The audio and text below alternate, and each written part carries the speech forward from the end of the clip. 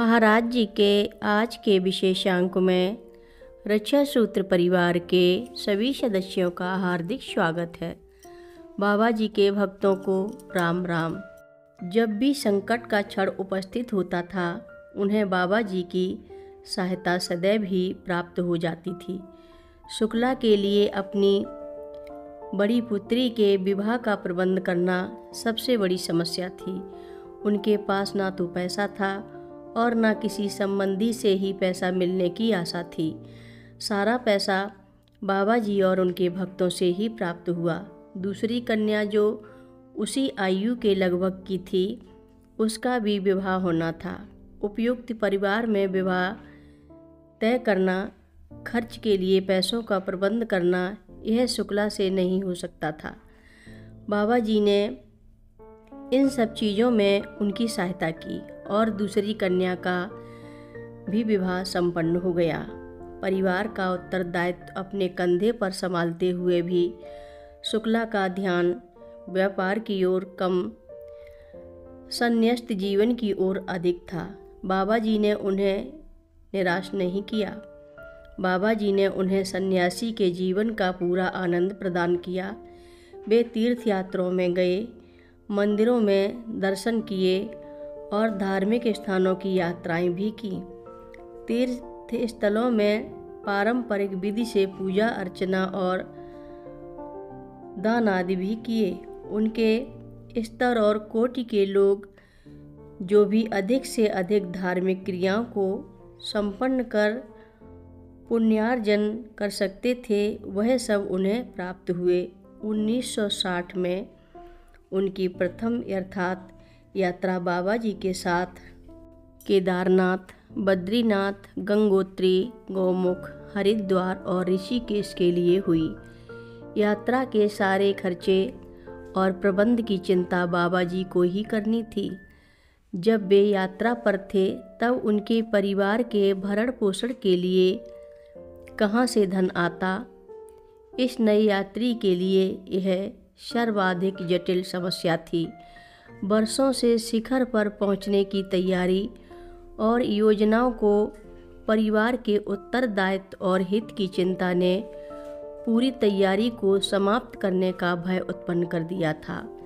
इसी प्रकार की चिंताओं के कारण पूरी योजना और तैयारी के बावजूद भी अनेक लोग तीर्थ यात्रा नहीं कर पाते हैं। इस प्रकार की कोई समस्या तुलाराम अथवा जीवन के समक्ष कभी नहीं थी, अन्यथा बाबा जी के साथ यात्रा नहीं कर सकते थे। किंतु शुक्ला का मामला कुछ दूसरे प्रकार का ही था। इसमें बाबा जी की सहायता आवश्यक थी, जिससे वह बाबा जी के साथ उसी सरलता से जा सके जैसे जीवन। शुक्ला ने यह प्रबंध किया था कि उसकी अनुपस्थिति में दुकान रोज खुले। पहले से काम कर रहा नौकर पहले की ही भांति कार्य करता रहे और रोज की आय शुक्ला की पत्नी के पास जमा होती रहे।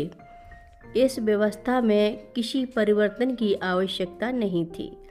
शुक्ला आश्वस्त होकर यात्रा कर सकते थे। शुक्ला अपने साथ कुछ रुपए ही दूसरों से उधार ले गए। जब वे बद्रीनाथ पहुँचे, तब तक वे बहुत से स्थानों की यात्रा कर चुके थे। शुक्ला ने बड़े यत्नपूर्वक कुछ रुपए बचाए थे। बाबा जी ने शुक्ला से बद्रीनाथ में ब्रह्म कपाल में पूर्वजों का श्राद्ध करने को कहा। ऐसा विश्वास है कि यदि पूर्वजों का श्राद्ध गया में किया जाता है तो पूर्वज तृप्त हो जाते हैं, और यदि बद्रीनाथ में किया जाता है तो उन्हें मोक्ष की प्राप्ति होती है। शुक्ला को श्राद्ध करने की कोई विशेष चाह नहीं थी, क्योंकि इससे उनके पास अब तक बचे पैसे व्यय हो जाते। शुक्ला ने कितने भी प्रयत्न किए कि श्राद्ध न करना पड़े, किंतु बाबा जी ने उन्हें बाध्य कर दिया। शुक्ला ने श्राद्ध किया और उनके सब पैसे खर्च हो गए। उन्हें भूख लगी, किंतु उनके पास कुछ भी खरीद कर खाने के लिए पैसे नहीं थे। जब वे बाबा जी के पास पहुँचे, तब बाबा जी भोजन करने जा रहे थे।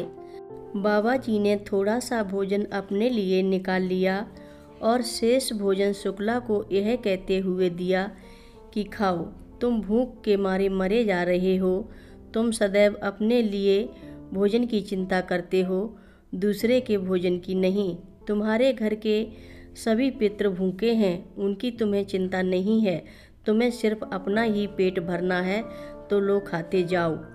हर रोज़ महाराज जी की कथाएं सुनने के लिए सभी भक्तों का धन्यवाद। सभी भक्त रक्षक सूत्र चैनल को सब्सक्राइब करें, शेयर करें और लाइक करें। घंटी बजाना ना भूलें। कमेंट बॉक्स में लिख भेजें, जय नीव करोरी बाबा जी महाराज। सभी भक्त मिलकर बोलो, नीव करोरी बाबा जी महाराज की जय जय बोलो।